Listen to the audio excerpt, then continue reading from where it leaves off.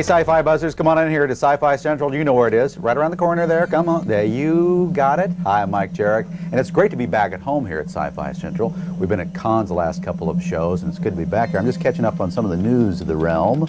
My computer. Oh, look at this. Night of the Living Dead celebrated its 25th anniversary with a mini-con of sorts in Pittsburgh, Pennsylvania. Well, I wonder what they served at the snack bar. I bet it was fun, though. And check this out. The Star Wars Trilogy widescreen edition Laserdisc is just out. There are 9 discs with the 3 movies on it, plus a 207-page full-color book. Wow. If you carry that home without bursting your spleen, it'll cost you $250. That's not so bad.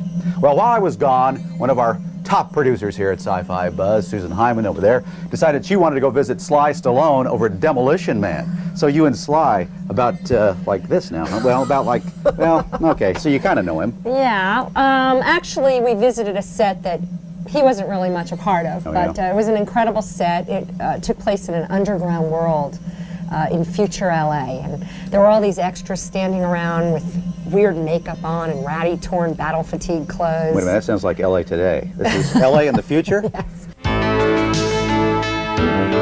Last spring, Sci-Fi Buzz got a special invitation to the set of Demolition Man, the new sci-fi action thriller starring Sylvester Stallone and Wesley Snipes. We're police officers.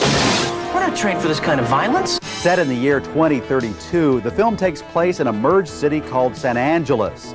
A major earthquake has occurred, and the post-quake atmosphere allows people willing to abide by stringent rules to live above ground, while freethinkers are relegated to the wasteland underground.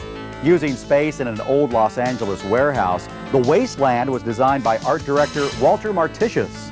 The main thing that we're trying to create here is that the people have had to make do with whatever's available. So they've had to find creative ways to create a world down here, and that's basically what we've done. The sci-fi wasteland, which thrives in the underbelly of a building, needed to appear messy and decrepit. So Martitius and his crew raided the Warner Ranch for supplies. Then they set out to build a unique underground world. It was very interesting, and it was a lot of fun for the construction crew because they got to be creative in a way that they really don't get to be. And then it was just them creating as though they were people in the wasteland, which was really a perfect way to do it. And so a lot of the little things that you would never get if you designed it from scratch, you know, came out in the set in a very personal touch. I am Joel Silver. This is that infant terrible Sly. The film's producer, Joel Silver, has sunk his teeth into the sci-fi genre once before in Predator. This time around, he was heavily involved in creating the overall look of what he terms an anti-buddy film. I'm gonna love running this place. It's been incredible to try to come up with a new world. I mean, it's like a period movie, but the period hasn't come yet, you know? So just to keep it all alive and cooking and all the cars and the locations and the wardrobe and the extras and the gimmicks and the effects and the props, it's just been a rough one. But I think it's paying off. Companies like Taco Bell and General Motors were eager to be a part of Demolition Man's future world. General Motors even handed over one of their cars of the future for use in the film. The principal vehicle is a car they refer to as the Ultralight, which is a car that weighs 1,400 pounds. It's made of carbon fiber like the Stealth Bomber, and it gets 100 miles to the gallon. And they allowed us to essentially reproduce 10 of those cars. They gave us all the molds and all the design ideas, and we made 10 of them. And essentially that's the police car in the movie. It's like one of the main cars. Los Angeles has been the setting for other sci-fi films, most notably Blade Runner and Logan's Run.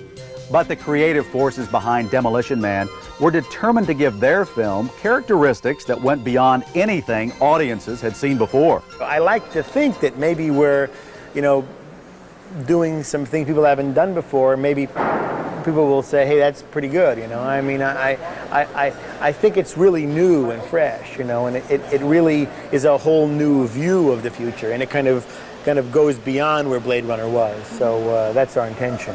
There's only one way to discover whether Demolition Man achieves its ambitious goals. The film opens in theaters nationwide October 8th.